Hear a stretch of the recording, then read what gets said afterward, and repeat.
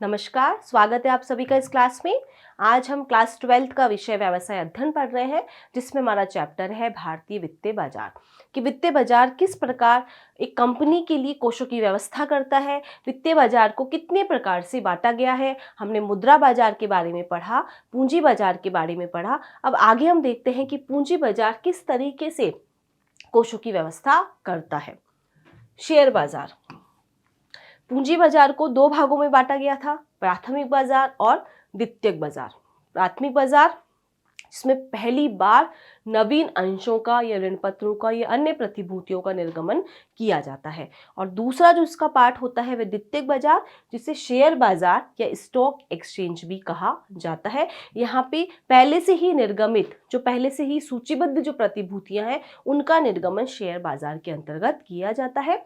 तो देखते हैं कि शेयर बाजार एक संघ, संगठन तथा व्यक्तियों की संस्था है जो प्रतिभूतियों के क्रय विक्रय व उनके नियमन व नियंत्रण के उद्देश्य से स्थापित किए गए हैं। कि शेयर बाजार एक ऐसी संस्था है, एक ऐसा संगठन है जिसका उद्देश्य ही क्या है, प्रतिभूतियों का क्रय विक्रय करना, उनका लेन देन करना, ताकि कोषों की व्यवस्था की जा सके। और इसका जो नियमन और नियंत्रण है, यह भी शेयर प्रतिभूतियों का जो भी नियम है, नियंत्रण है, वह शेयर बाजार के माध्यम से ही किया जाता है। तो शेयर बाजार एक संघ, संगठन और व्यक्तियों की संस्था है जो कि प्रतिभूतियों के क्रय विक्रय से संबंधित है। अब शेयर बाजार की विशेषताएं क्या क्या है, क्या क्या इसके फीचर्स हैं। कि एक संगठित बाजार है, ये एक व्यक्तियों का संगठित बाजार है। प्रतिभूतियों का यहाँ सुगमता पूर्वक क्रय विक्रय हो जाता है, क्योंकि यहाँ पे बहुत सी कंपनियों द्वारा अपने अंशों व ऋण पत्रों को निर्गमित किया जाता है, और जो निवेशक अपनी बचतों को निवेश करना चाहते हैं, वे आसानी से इन प्रतिभूतियों को क्रय करके, या फिर जब उन्हें प्रतिभूतियों का विक्रय करना है तो बहुत ही आसानी से वे प्रतिभूतियों का विक्रय करके उसे नगद में परिवर्तित कर सकते हैं। तो यहाँ पे जो प्रतिभूतियों का जो क्रय विक्रय है, बहुत ही आसानी से हो जाता है। सौदा अधिकृत सदस्यों के मध्य ही होता है। यहाँ के शेयर बाजार में जो रजिस्टर्ड सदस्य हैं, उन्हीं के द्वारा जो है यहाँ पे सौदे किए जाते हैं। प्रतिदिन प्रतिभूतियों के मूल्य के संबंध में जानकारी जनता को देते हैं। शेयर बाजार की जो डेली की जो सूचनाएं हैं, वह जो है समाचार पत्रों के माध्यम से या टीवी चैनल के माध्यम से लगातार जनता को मिलती रहती है। तो जनता जो है वह प्रतिभूतियों के मूल्य के बारे में जो है अपडेट रहते हैं, उन्हें हर बात की जो सूचना वहां पहुंचती है, और इसके माध्यम से वे प्रतिभूतियों का क्रय विक्रय आसानी से और समय पर कर पाते हैं। केवल सूचीबद्ध प्रतिभूतियों का ही इसमें लेन देन किया जाता है। ऐसी प्रतिभूतियां जिन्हें शेयर बाजार में सूचीबद्ध कर लिया गया है, उन्हीं प्रतिभूतियों का लेन देन यहाँ पर किया जाता है। अब शेयर बाजार के कार्य क्या क्या है, वह क्या कार्य करता है। तो तात्कालिक व अनवरत बाजार उपलब्ध कराता है। यह प्रतिभूतियों को या अंशों व ऋण पत्रों के लिए लगातार एक अच्छा सा बाजार उपलब्ध कराता है, ताकि जो कंपनियां हैं वह अगर उन्हें कोष की आवश्यकता है तो वह अपनी प्रतिभूतियों को जारी करके यहाँ पे जो अपने कोषों की व्यवस्था कर ले। तो शेयर बाजार विभिन्न अंशों, ऋण पत्रों व सरकारी प्रतिभूतियों के लिए बाजार उपलब्ध कराता है। इनके धारक कभी भी प्रतिभूतियों को नगद में भुगतान प्राप्त कर सकते हैं। जो इनके धारक हैं, जिन्होंने भी कंपनियों के या अन्य जो कंपनियां हैं जिन्होंने यहाँ पे अंश है, ऋण पत्र हैं इशू कर रखे हैं, और जिन निवेशकों ने उनके अंशों व ऋण पत्रों को क्रय कर रखा है, वे कभी भी आसानी से यहाँ पर इन्हें नगद में परिवर्तित कर सकते हैं। उन प्रतिभूतियों का विक्रय यहाँ पर आसानी से किया जा सकता है। दूसरा है मूल्य व विक्रय संबंधी सूचना प्रदान करना। यहाँ पर जो प्रतिभूतियों का मूल्य है या उनके विक्रय से संबंधित जो सूचनाएं हैं, वे लगातार उनके निवेशकों को व अन्य जनता को लगातार मिलती रहती है, ताकि वह उन प्रतिभूतियों के मूल्य के संबंध में जागरूक रहे, और सही समय आने पर जब उन्हें उचित लगता है तो वह प्रतिभूतियों का क्रय विक्रय कर सकते हैं। जो उनके हिसाब से अगर वह उचित है तो वह प्रतिभूति का क्रय भी कर सकते हैं और उनका विक्रय भी कर सकते हैं। शेयर बाजार प्रतिभूतियों के दिन प्रतिदिन के लेन देन का पूर्ण विवरण रखता है। उनके मूल्य व विक्रय की मात्रा की नियमित जानकारी या सूचना संचार माध्यमों से यह देते रहते हैं। जो टीवी चैनल्स हैं उसमें लगातार जो कंपनीज के शेयर हैं, शेयर बाजार की जो उतार चढ़ाव है उसकी जानकारी सामान्य जनता को दी जाती है, जो निवेशकों को उनकी प्रतिभूतियों के क्रय विक्रय के संबंध में शीघ्र निर्णय लेने में सुविधा प्रदान करता है। इससे जो निवेशक है वह अगर उन्हें लगातार प्रतिभूतियों की या विभिन्न कंपनियों के अंशों की, ऋण पत्रों की जानकारी मिलती रहेगी उनके मूल्य की, तो वह लगातार अगर उनको जानकारी रहती है तो वह अपनी उनकी प्रतिभूतियों का क्रय या विक्रय करने में, जो भी निर्णय लेने में उन्हें आसानी रहती है। लेन देन व निवेश में सुरक्षा प्रदान करना। जो भी लेन देन किया जाता है प्रतिभूतियों का शेयर बाजार के अंतर्गत, वह सुरक्षित होता है, एक निर्धारित नियम के अधीन किया जाता है, ताकि जो भी लेन देन किया जाए, जो भी प्रतिभूतियों का क्रय विक्रय हो, वह सुरक्षात्मक हो। शेयर बाजार केवल सूचीबद्ध प्रतिभूतियों का लेन देन करने की अनुमति प्रदान करता है। ऐसी प्रतिभूतियां जो इस मार्केट में रजिस्टर्ड है, जो पंजीकृत है, ऐसी ही प्रतिभूतियों का क्रय विक्रय शेयर बाजार में किया जाता है। इस हेतु वह कंपनी की प्रामाणिकता की जांच करते हैं। जब भी किसी कंपनी को रजिस्टर्ड करना होता है, उसके लिए सबसे पहले उस कंपनी की जो प्रामाणिकता है कि वह जो भी उसने डॉक्यूमेंट्स उपलब्ध कराए हैं वह सही है या नहीं, तो पूरी जानकारी कंपनी की लेके उसकी जांच पड़ताल करने के बाद ही उन्हें सूचीबद्ध किया जाता है और उसके बाद ही उनके प्रतिभूतियों का क्रय विक्रय शेयर बाजार में किया जाता है। सेबी शेयर बाजार की क्रियाओं व दलालों के कार्यों का नियमन व नियंत्रण करता है। जो सेबी है, सेबी के द्वारा शेयर बाजार का नियमन और व नियंत्रण किया जाता है, ताकि जो भी लेन देन होते हैं, जो भी निवेश होते हैं, वे सुरक्षापूर्ण होते हैं, उनमें सुरक्षा प्रदान की जाती है। बचत की गतिशीलता व पूंजी नियंत्रण में यह सहायक है। शेयर बाजार बचतों को गतिशीलता प्रदान करते हैं, यानी जो बचत करता है वे अपनी बचतों को यहाँ जमा कराते हैं और उन बचतों को यह शेयर बाजार विभिन्न व्यक्तियों को पहुंचाकर उनकी आवश्यकताओं की पूर्ति करते हैं। इसलिए बचत की क्या होती है, गतिशील होती है और ये देश की अर्थव्यवस्था में क्या होता है, सहायक होता है। इससे पूंजी का निर्माण होता है। तो शेयर बाजार बचत को व्यावसायिक एवं औद्योगिक उपक्रमों में निवेश करने में सहायता करती है। यानी जो इन्वेस्टर है, जिसके पास पैसा है, वो निवेश करना चाहता है, वह किसी भी कंपनी के या किसी भी कंपनी के अंश व ऋण पत्र है वह क्रय करके अपने निवेशों को उसमें इन्वेस्ट कर सकता है। और शेयर बाजार के द्वारा ये जो इन्वेस्टमेंट है विभिन्न और परियोजनाओं में या अन्य किसी व्यक्ति को जिसे ऋण की आवश्यकता है वह उपलब्ध हो जाती है। तो ये बचतों को गतिशीलता प्रदान करता है। इससे बचतों में गतिशीलता आती है और यह आम जनता को बचत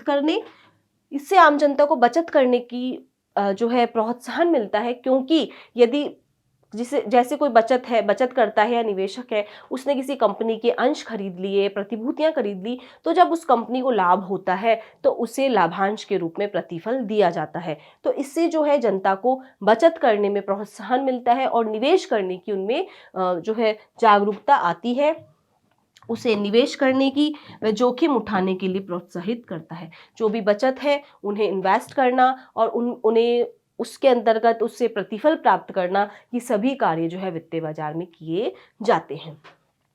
व्यापारिक व आर्थिक स्थिति का मापक है। शेयर बाजार किसी भी देश की आर्थिक स्थिति का मापक होता है, क्योंकि इसके माध्यम से पूंजी निर्माण किया जाता है। ये बचतों को गतिशीलता प्रदान करता है और देश के आर्थिक विकास में ये जो बचत है ये विभिन्न कंपनियों के माध्यम से पहुंचकर देश के आर्थिक विकास में योगदान देते हैं। इसीलिए शेयर बाजार किसी भी देश की आर्थिक स्थिति का सूचक होता है। शेयर बाजार देश की आर्थिक, सामाजिक व राजनीतिक स्थितियों में परिवर्तन को प्रतिबंधित करता है। यदि किसी भी प्रकार की देश में आर्थिक, राजनीतिक या सामाजिक परिवर्तन हो रहा है तो शेयर बाजार में भी उतार चढ़ाव देखने को मिलते हैं। यदि उन्नति का दौर है, यदि आर्थिक जो वृद्धि का दौर है, तो शेयर बाजार का जो वैल्यू है वो बढ़ जाती है, शेयर्स मार्केट में उछाल देखने को मिलता है, शेयरों की कीमत बढ़ जाती है। और यदि मंदी का दौर है, आर्थिक रूप से मंदी चल रही है, तो शेयर बाजार में गिरावट दिखती है, शेयरों का मूल्य गिर जाता है। तो शेयर बाजार भी हम देश की आर्थिक स्थिति का सूचक होता है। देश की आर्थिक संपन्नता की स्थिति में अंशों के मूल्य में वृद्धि व आर्थिक मंदी के समय अंशों के मूल्य में गिरावट देखी जाती है। शेयर बाजार के लाभ। अब शेयर बाजार, स्टॉक एक्सचेंज का प्रॉफिट क्या क्या है?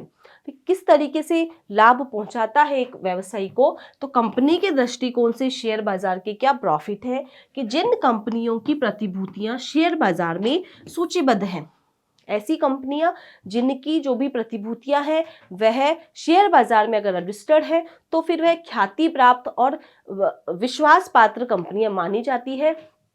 तो उनकी आर्थिक दृष्टि भी क्या हो जाती है, वह आर्थिक रूप से सुदृढ़ मानी जाती है। सभी प्रकार के निवेशक इन कंपनियों की प्रतिभूतियों में निवेश करते हैं क्योंकि वह एक विश्वसनीय कंपनी बन जाती है। अगर उसकी प्रतिभूतियों को यहाँ सूचीबद्ध कर लिया जाए तो सभी प्रकार के जो निवेशक हैं इस कंपनी की प्रतिभूतियों में निवेश करने के लिए जागरूक रहते हैं, निवेश करते हैं। उच्च ख्याति व अधिक मांग के फलस्वरूप उनके प्रतिभूतियों के मूल्य में भी क्या होती है, वृद्धि होती है। क्योंकि जिस कंपनी के शेयर यहाँ सूचीबद्ध हो गए तो वहां उनके शेयरों की अधिक मांग रहेगी,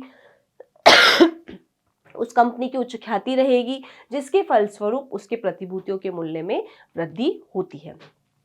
निवेशकों को क्या फायदा मिलता है शेयर बाजार से, तो शेयर बाजार के माध्यम से उन्हें लेन देन की सुरक्षा मिलती है क्योंकि यहाँ सूचीबद्ध प्रतिभूतियों का ही लेन देन किया जाता है और सेबी के द्वारा इस पर पूरी तरीके से नियंत्रण किया जाता है। इसीलिए शेयर बाजार से निवेशकों को लेन देन में जो सुरक्षा है वो प्राप्त होती है। प्रतिभूतियों की कीमत की नियमित सूचना मिलने के कारण क्रय विक्रय निर्धारित समय पे हो पाता है। शेयर बाजार में लगातार जो ही प्रतिभूतियों का मूल्य है वह लगातार उसका प्रदर्शन होता रहता है, उसकी सूचना जो निवेशकों तक पहुंचती रहती है, तो वे कभी भी जो निर्धारित समय है वे प्रतिभूतियों का क्रय विक्रय कर सकते हैं। शेयर बाजार में लेन देन की जाने वाली प्रतिभूतियां की तरलता अधिक होने पर बैंक से ऋण आसानी से प्राप्त हो जाते हैं। शेयर बाजार में जो सूचीबद्ध प्रतिभूतियां हैं उनकी तरलता उच्च होती है, उनको जमानत पर रखकर जो है बैंक से भी ऋण लिया जा सकता है। समाज के दृष्टिकोण से शेयर बाजार क्यों इंपॉर्टेंस रखता है कि जनता को बचत करने और दीर्घकालीन प्रतिभूतियों में निवेश करने हेतु यह प्रोत्साहित करता है क्योंकि उनको प्रतिफल के रूप में जो है फिर लाभ मिलता है उनकी बचतों के ऊपर। तो ये जनता को बचत करने और उनको इन्वेस्ट करने के लिए क्या करता है, प्रोत्साहित करता है। वह औद्योगिक क्रियाओं के प्रवर्तन में भी सहायता करती है। शेयर बाजार जो भी औद्योगिक क्रियाएं हैं उनके प्रवर्तन में भी सहायता प्रदान करता है। वित्तीय संसाधनों को अधिक लाभदायक इकाइयों में लगाने में यह सहायता पहुंचाता है। जो भी वित्तीय संसाधन है, जो भी इन्वेस्टर्स ने अपना पैसा यहाँ जमा कराया है, उन्हें अधिक उपयोगी जो परियोजना है उसमें लगाने में शेयर बाजार क्या करता है, उपयोगी होता है। सरकारी प्रतिभूतियों के क्रय विक्रय होने के कारण सरकार को भी यहाँ ऋण प्राप्त होने में सुविधा होती है। यहाँ पे जो सरकारी प्रतिभूतियां हैं इनका लेन देन आसानी से हो जाता है, तो सरकार को भी यदि ऋण की आवश्यकता होती है तो यहाँ पर अपनी प्रतिभूतियों को जारी करके वह ऋण की व्यवस्था कर सकती है। शेयर बाजार की कुछ सीमाएं भी होती हैं, कुछ लिमिटेशन भी है, कुछ हानियां भी हैं, इसमें कमियां भी है। वह क्या है कि यह अत्यधिक सट्टेबाजी होती है। सट्टेबाजी यानी शेयर बाजार में जो प्रतिभूतियों के मूल्य में अधिक उतार चढ़ाव देखने को मिलता है, तो यहाँ पे यह सट्टेबाजी होती है। अप्रत्याशित सामाजिक व आर्थिक कारणों से कीमतों में अनावश्यक उतार चढ़ाव होता है। इस कारण भावी कीमतों का अनुमान लगाना कठिन होता है।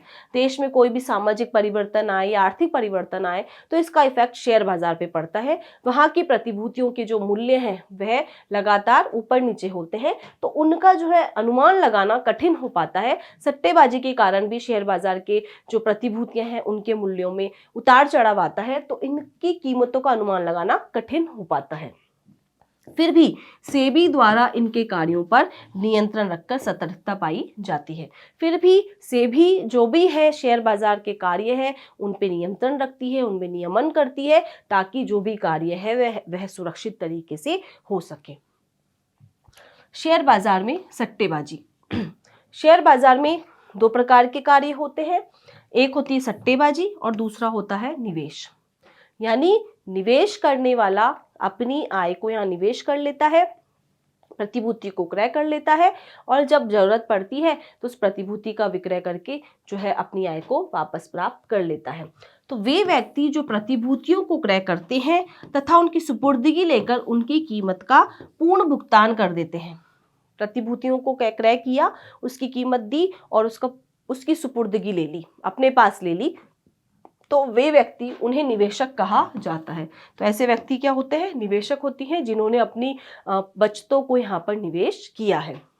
किंतु जब प्रतिभूतियां केवल भविष्य में अधिक कीमत लेकिन विक्रय करने हेतु क्रय की जाती है, लेकिन जब ऐसे व्यक्ति जो प्रतिभूतियों को खरीदते नहीं हैं, उसका भुगतान करने के बाद उसकी सुपुर्दगी नहीं लेते हैं, बल्कि भविष्य में उसकी कीमत बढ़ जाएगी, इस उद्देश्य से क्रय करते हैं, तो ऐसे व्यक्तियों को सट्टेबाज कहा जाता है। और ऐसा कार्य सट्टेबाजी का कार्य कहा जाता है, जिसमें प्रतिभूतियों का जो है पूर्ण भुगतान नहीं किया जाता, बल्कि इस उद्देश्य से उन्हें क्रय किया जाता है कि वह अधिक कीमत पर आगे बेची जा सके। तो यह कार्य जो है वह सट्टेबाजी का कार्य होता है।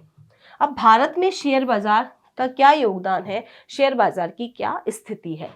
भारत में पहला शेयर बाजार 1875 में मुंबई में Bombay stock exchange BSE, Bombay stock exchange के नाम से स्थापित किया गया था। तो पहला जो भारत में शेयर बाजार है वह कब स्थापित किया गया? 1875 में। कहाँ पे? मुंबई में। और किस नाम से? बॉम्बे स्टॉक एक्सचेंज के नाम से पहला शेयर बाजार स्थापित किया गया। इसके बाद 1894 में अहमदाबाद स्टॉक एक्सचेंज, 1908 में कोलकाता स्टॉक एक्सचेंज और 1937 में मद्रास स्टॉक एक्सचेंज की स्थापना की गई। वर्तमान में हमारे देश में 23 स्टॉक एक्सचेंज है। वर्तमान में जो भारत है उसमें 23 स्टॉक एक्सचेंज है। इसमें जो इंपॉर्टेंस है वह है नेशनल स्टॉक एक्सचेंज NSE। इसकी स्थापना 1992 में हुई थी, मुंबई के अंदर हुई थी, और इसने अपना जो कार्य प्रारंभ किया था स्टॉक एक्सचेंज के रूप में वह 1994 में करना इसने प्रारंभ किया था। दूसरा है over the country exchange of India. Over the country exchange of India, यह भी एक प्रकार का शेयर बाजार है और इसकी स्थापना सितंबर 1992 में हुई थी। इसका जो उद्देश्य है यह 30 लाख रुपए से 25 करोड़ रुपए तक के समता अंशों में कार्य करने वाली लघु व मध्य आकार की कंपनियों को पोषित करने हेतु स्थापित की गई थी।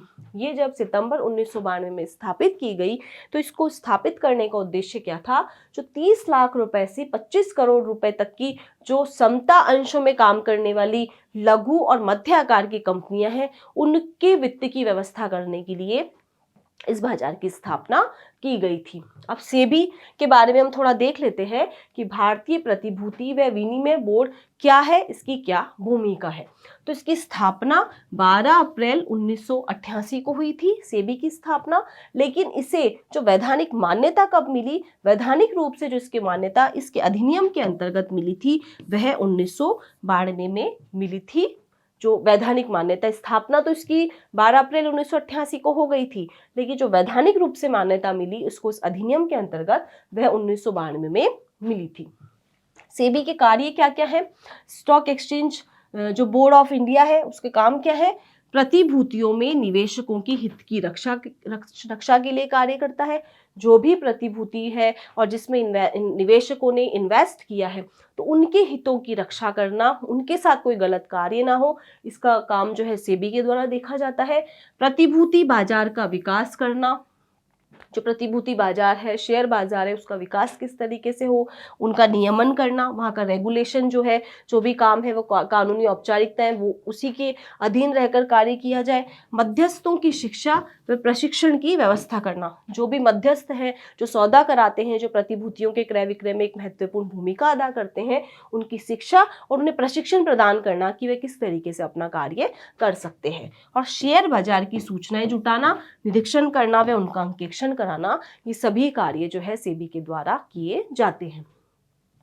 भारतीय राष्ट्रीय स्टॉक एक्सचेंज NSEI, इसकी स्थापना 1992 में हुई थी और इसने जो अपना कार्य करना प्रारंभ किया था वह 1994 में किया था, 1994 के अंदर किया था।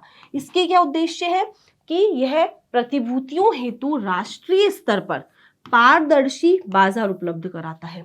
ट्रांसपेरेंसी, एकदम कोई इसके अंदर जो है घपलेबाजी नहीं होती है, गड़बड़ी नहीं होती है। राष्ट्रीय स्तर पर जो है, क्योंकि नेशनल स्टॉक एक्सचेंज है तो राष्ट्रीय स्तर पर ये प्रतिभूतियों के लिए एक बाजार उपलब्ध करवाता है। संप्रेषण नेटवर्क द्वारा निवेशकों तक पहुंच सुनिश्चित करना, जो नेटवर्क है इसका एक अच्छा खासा बढ़ा कम्युनिकेशन का, तो इसके माध्यम से वह निवेशकों तक पहुंच रखता है। और अंतर्राष्ट्रीय प्रमापों का अनुपालन करना, जो अंतर्राष्ट्रीय स्तर के स्टैंडर्ड डिसाइड किए गए हैं उनकी अनुपालना करना भी इसका कार्य है। स्कंद विपणि पर व्यापार विधि, यानी जो स्कंद विपणि है, शेयर बाजार है, वहां पर कार्य किस तरीके से होता है, प्रतिभूतियों का क्रय विक्रय किस प्रकार से किया जाता है। आधुनिक समय में प्रतिभूतियों का व्यापार स्कंद विपणि में दलालों के माध्यम से किया जाता है। जो वर्तमान में जो समय है, अभी जो स्कंद विपणि है, शेयर मार्केट है, वहां पर विभिन्न दलाल जो है ये कार्य करते हैं, जो वहां पे रजिस्टर्ड है, जो शेयर बाजार के सदस्य हैं, तथा प्रतिभूतियों का क्रय विक्रय करने के लिए उनको स्टॉक एक्सचेंज में सूचीबद्ध कराना आवश्यक होता है। जो भी प्रतिभूति है, जिसका भी लेन देन किया जाना है, उसका स्टॉक एक्सचेंज में सूचीबद्ध करवाना आवश्यक होता है। तो इसमें क्या प्रक्रिया रहती है प्रतिभूति को क्रय विक्रय करने के लिए या उसका सौदा करने के लिए? एक शेयर बाजार में क्या प्रक्रिया है प्रतिभूतियों का लेन देन करने के लिए? तो सबसे पहले एक दलाल का, ब्रोकर का चयन करना पड़ता है, जो कि उस सौदे को पूर्ण करेगा, उसमें सहायता करेगा। यानी प्रतिभूतियों का क्रय विक्रय करने हेतु सबसे पहले एक ब्रोकर का चयन करना पड़ता है। निवेशक द्वारा कंपनी का नाम उस ब्रोकर को बताया जाता है। जो भी निवेशक है, जिस कंपनी में इन्वेस्ट करना चाहता है, किस मूल्य पे इन्वेस्ट करना चाहता है, वह सारी जानकारी जो है वो निवेशक द्वारा ब्रोकर को दी जाती है। तथा अंशों की संख्या और उसके मूल्य को भी बताया जाता है कि वह कितने अंश खरीदना चाहता है, किस मूल्य पे खरीदना चाहता है, किस कंपनी के अंश खरीदना चाहता है। इन सबकी जानकारी जो है वह ब्रोकर को निवेशक के द्वारा दी जाती है। फिर दलाल द्वारा व्यापार, क्रेता व विक्रेता यदि इच्छित मूल्य पर सहमत है तो दलाल सौदा कर देता है। जो क्रेता है, जो निवेशक है, जो खरीदार है उस प्रतिभूति का, और जो बेचने वाले हैं, यदि एक मूल्य पे सहमत हो जाते हैं तो दलाल द्वारा वह सौदा कर दिया जाता है। इसकी सूचना निवेशक को, दलाल इसकी सूचना फिर निवेशक को दे देता है कि आपका इन्वेस्ट कर दिया गया है। सौदे का पूर्ण होना, और सभी सौदे इलेक्ट्रॉनिक पुस्त प्रविष्टि समाशोधन गृह की सहायता से कंप्लीट हो जाते हैं। इलेक्ट्रॉनिक तरीके से जो सभी सौदों को यहाँ पे पूर्ण किया जाता है। डिपॉजिटरी सेवाएं, ये क्या होती है? भारत में डिपॉजिटरी सर्विस सिस्टम अधिनियम 1996 में लागू किया गया। ये जो भारत में डिपॉजिटरी सर्विस सिस्टम अधिनियम है, यह 1996 में लागू किया गया था, और इसके अंतर्गत भौतिक प्रतिभूतियों को इलेक्ट्रॉनिक रूप में परिवर्तित किया जाता है। इस अधिनियम के अंतर्गत जो भौतिक प्रतिभूतियां हैं, जो फिजिकली जो प्रतिभूतियां हैं, उन्हें इलेक्ट्रॉनिक रूप में परिवर्तित किया जाता है। इलेक्ट्रॉनिक तरीके से उन्हें परिवर्तित कर दिया जाता है ताकि उनका लेन देन आसान रहता है। इस डिपॉजिटरी सिस्टम के कुछ अंग हैं, जैसे डिपॉजिटरी प्रतिभागी, निर्गमन करने वाली कंपनी और निवेशक। ये 4 इसके अंग होते हैं। इसमें जो डिपॉजिटरी है वो क्या होता है? यह एक बैंक होता है, एक बैंक की तरह कार्य करता है, जिसमें निवेशक अंश जमा करा सकते हैं, वह निकाल सकते हैं। जो डिपॉजिटरी है एक बैंक की तरह है, जिसमें जो भी निवेशक है वह अंशों को इसमें जमा करा सकता है और वहां से निकाल भी सकता है। जमा करने वाले एजेंट डिपॉजिटरी प्रतिभागी होते हैं। जो भी यहाँ जमा करने वाले एजेंट हैं उन्हें डिपॉजिटरी प्रतिभागी कहा जाता है। निवेशक जो प्रतिभूतियों को इलेक्ट्रॉनिक रूप में रखना चाहते हैं, उन्हें एक डीमेट अकाउंट खोलना पड़ता है। ऐसे इन्वेस्टर्स जो अपनी प्रतिभूतियों को फिजिकली नहीं रख के इलेक्ट्रॉनिक रूप से रखना चाहते हैं, तो उन्हें एक अकाउंट खोलना पड़ता है, जिसे डीमेट अकाउंट कहा जाता है। इसके माध्यम से जो है प्रतिभूतियों का लेन देन किया जाता है। डीमेट अकाउंट यह एक डीमैटेरियलाइज्ड खाता है, जो किसी भी भारतीय नागरिक द्वारा प्रतिभूतियों को इलेक्ट्रॉनिक रूप में रखने के लिए खोला जाता है। यानी जो भी प्रतिभूतियां उन्होंने ले रखी है, उन्हें इलेक्ट्रॉनिक रूप से परिवर्तित करने के लिए एक अकाउंट खोला जाता है, जिसे डीमेट अकाउंट कहा जाता है। भारत में दो डिपॉजिटरी है, एक है NSCI और दूसरा है CDSL। डिपॉजिटरी द्वारा दी जाने वाली सेवाएं, अब ये क्या सेवाएं देता है? ये जो प्रतिभूतियां हैं इन्हें इलेक्ट्रॉनिक रूप से परिवर्तित करता है। तो जो भौतिक प्रमाण पत्रों को इलेक्ट्रॉनिक रूप में परिवर्तित करना, यह एक इसका कार्य है, और इलेक्ट्रॉनिक को भौतिक प्रमाण पत्रों में परिवर्तित करना, यानी भौतिक प्रमाण पत्रों को इलेक्ट्रॉनिक में और इलेक्ट्रॉनिक को भौतिक प्रमाण पत्रों में परिवर्तित करना इन डिपॉजिटरी के द्वारा किया जाता है। इनके द्वारा प्रतिभूतियों का हस्तांतरण किया जाता है, लेन देन किया जाता है और व्यापार, जो भी व्यापार है उसका निपटारा इनके माध्यम से किया जाता है। डिपॉजिटरी सेवाओं के क्या क्या लाभ है, इससे लाभ क्या मिलता है? तो इससे समय की बचत होती है, आसानी से इलेक्ट्रॉनिक तरीके से जो है कार्य हो जाता है, कागजी कोई कार्यवाही नहीं होती, फिजिकली कोई कार्यवाही नहीं करनी पड़ती, लेन देन की लागत न्यूनतम इसमें हो जाती है, लेन देन में पारदर्शिता रहती है क्योंकि सारा काम ऑनलाइन हो रहता है तो पारदर्शिता होती है, और प्रतिभूति प्रमाण पत्र के खोने का खतरा नहीं रहता है क्योंकि ये सभी सेवाएं जो है वो इलेक्ट्रॉनिक तरीके से दी जाती है, वो फिजिकली नहीं दी जाती, तो कोई भी प्रमाण पत्र को खोने का खतरा नहीं रहता है। तो इस प्रकार हमने देखा कि शेयर बाजार क्या है, शेयर बाजार के कार्य क्या है और किस तरीके से शेयर बाजार भारत में अपनी भूमिका निभा रहा है। Thank you.